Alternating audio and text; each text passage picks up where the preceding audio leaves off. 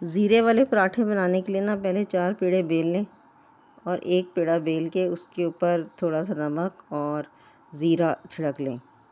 अगर नमक वाला आटा है तो फिर तो खैर है, लेकिन अगर नमक वाला नहीं है तो फिर नमक छिड़क लें।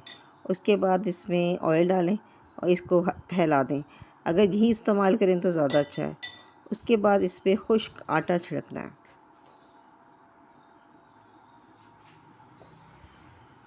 अब एक दूसरी रोटी लें जो इतनी ही बिली हुई हो और वो इसके ऊपर हमने रख देनी है।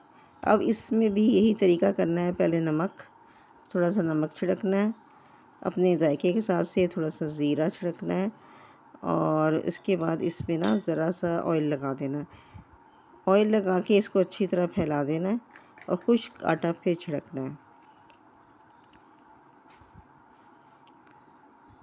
और खुश्क आटा छिड़कने के बाद इसके बाद इसको तीसरी रोटी फैलानी है इसके ऊपर।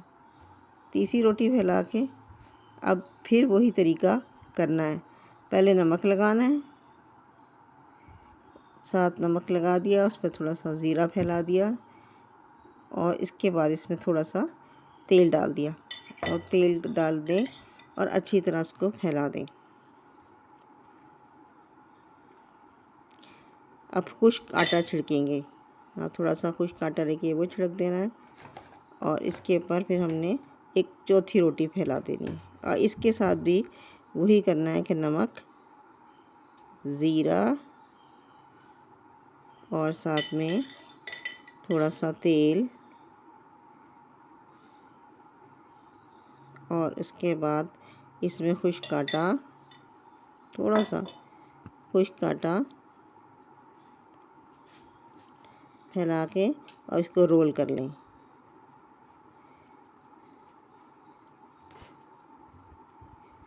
रोल करके अब हमने इसके ना पेड़े काट लेने हैं। तो 4 पेड़े सही रहेंगे जो सही साइज़ के बन जाएंगे।